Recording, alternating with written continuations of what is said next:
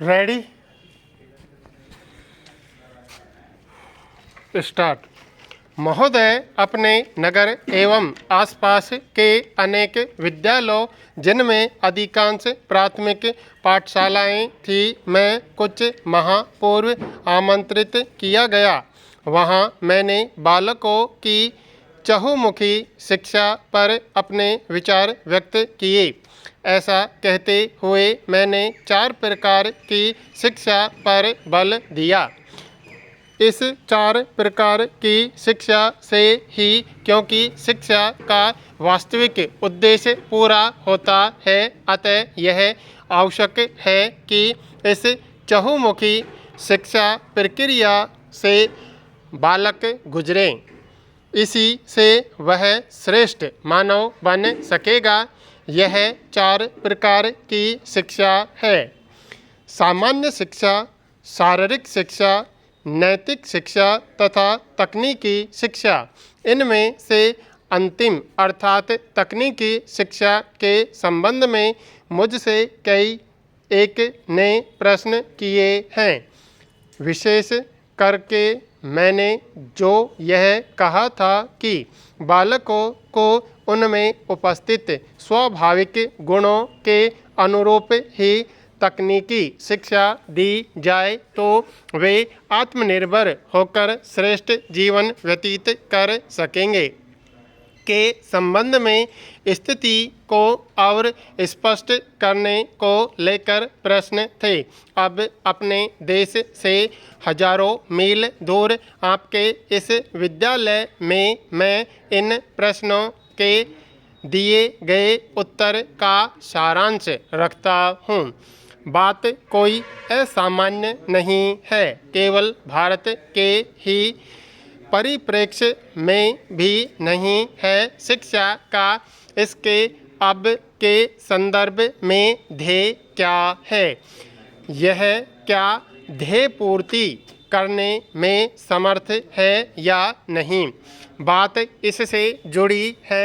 अतः आपके समक्ष प्रश्नों के उत्तर का सारांश रखते हुए मैं अपने को गौरवान्वित मानता हूँ।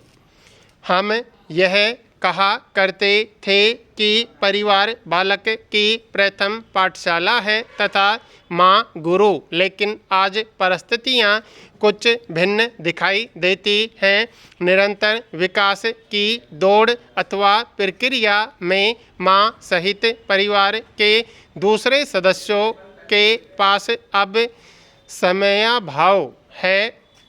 अतः अब प्रथम गुरु माँ और पहली पाठशाला परिवार वाली बात शनय शनय परिवर्तित हो रही है। ऐसे में पाठशालाओं का उत्तरदायित्व अधिकाधिक हो गया है।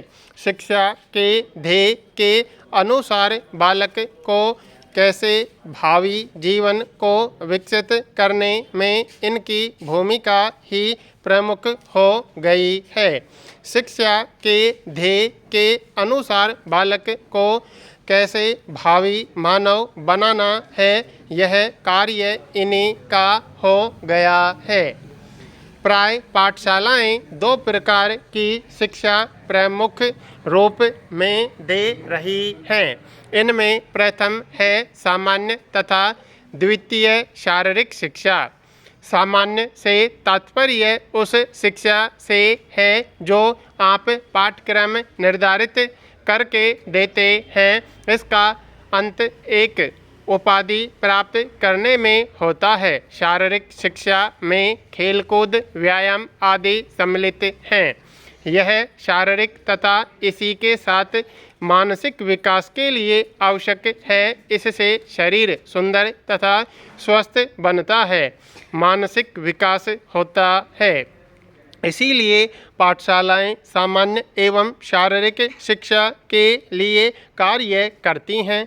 तीसरे प्रकार की शिक्षा नैतिक है।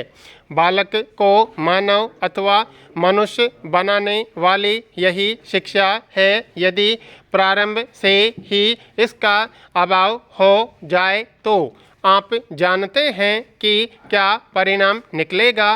बालक सामान्य शिक्षा प्राप्त कर लेगा, उपाधि अर्जित कर लेगा, शारीरिक रूप में वह विकसित हो जाएगा, वह सुंदर, स्वस्थ, बलवान तथा विकसित मस्तिष्क वाला होगा। महोदय, यह सब होने पर भी अच्छा मानव नहीं होगा। उन गुणों का उसमें अभाव होगा जो मनुष्य कहलाने के लिए आवश्यक है। इनमें से कुछ है सहिष्णुता, सदाचार, बंधुता, प्रेम, न्यायप्रियता, करुणा अथवा आज्ञाकारिता।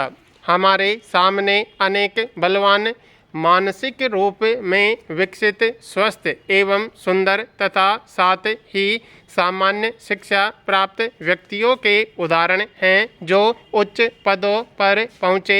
इनमें नैतिक शिक्षा का अभाव था, इसी कारण इन्होंने संपूर्ण विश्व को विनाश के कगार पर लाकर खड़ा कर दिया। मैं किसी व्यक्ति विशेष का नाम नहीं लेना चाहता, आप सभी जानते हैं। संकेत के रूप में कह दूँ तो वित्तीय विश्व युद्ध कालीन ऐसे कई व्यक्ति थे। भूत एवं वर्तमान काल में से भी कई व्यक्तियों के संदर्भ में भी ऐसा ही कहा जा सकता है। तात्पर्य यह है कि नैतिक शिक्षा की कमी के कारण ही अनेक लोग विश्व को विनाश के कगार पर ले गए। विपरीत इसके अनेक उदाहरण ऐसे भी हैं जिनसे सिद्ध होता है कि नैतिक शिक्षा से परिपूर्ण व्यक्ति ने विश्व को सुख, समृद्धि एवं शांति के मार्ग पर चलाया। ये मनुष्य बहुत बलवान, स्वस्थ अथवा सुंदर नहीं थे। बड़ी उपाधियाँ, डिग्रियां भी इनके पास नहीं थी। इसी कारण मेरा कहना है कि नैतिक शिक्षा को कभी कम महत्व नहीं देना चाहिए। यदि कम महत्व दिया गया तो बालक का वह पक्ष दुर्बल हो जाएगा जो उसे भविष्य में वास्तविक मानव बनाने वाला है। चौथी शिक्षा तकनीकी शिक्षा है। इसे व्यवहारिक और वास्तविक शिक्षा भी मैंने कहा है। इसका अर्थ यह कदापि नहीं है कि इसके अभाव में बालक को सामाजिक व्यवहार नहीं करने आएंगे। इसका तात्पर्य यह है कि यह शिक्षा व्यवहारिक जीवन के लिए आवश्यक है, क्योंकि बालक इसके माध्यम से आत्मनिर्भर बनता है। इसे मैं अति साधारण शब्दों में बताता हूँ। विकसित, विकासशील अथवा पिछड़े सभी राष्ट्रों के समक्ष न्यूनाधिक बेरोजगारी की समस्या है। उपाधिधारक, स्वस्थ, सद्गुणी, सुंदर नवयुवक बड़ी संख्या में बेकार हैं। उनके पास कार्य नहीं है, इसलिए जो शिक्षा उन्होंने प्राप्त की उसका उनके लिए कोई महत्व नहीं है। अतः यदि बेरोजगारी की समस्या से छुटकारा पाना हो, शिक्षा को उसके अर्थ के अनुरूप सक्षम बनाना हो और व्यक्तित्व का चहुमुखी विकास करना हो, तो यह आवश्यक है कि पाठशालाएं प्रारंभ से ही बालकों को तकनीकी शिक्षा का ज्ञान देना सुनिश्चित करें। इससे ही उक्त प्रकार की शिक्षा के साथ बालक का चहुमुखी विकास सुनिश्चित हो सकेगा, उसकी सुदृढ़ नींव रखी जा सकेगी, उसका भविष्य सुरक्षित हो सकेगा। यही शिक्षा का वास्तविक उद्देश्य अथवा ध्येय है। अनेक देशों में शिक्षा के एक भाग के रूप में तकनीकी शिक्षा की दिशा में कार्य हो रहा है। मैंने ऐसा कई महाविद्यालयों तथा विश्वविद्यालयों में देखा है। यह स्वागत योग्य कदम है, लेकिन और अधिक अच्छा हो यदि इस दिशा को प्राथमिक पाठशालाओं से ही प्रारंभ कर दिया जाए और इसको एक विषय के रूप में अनिवार्य भी कर दिया जाए।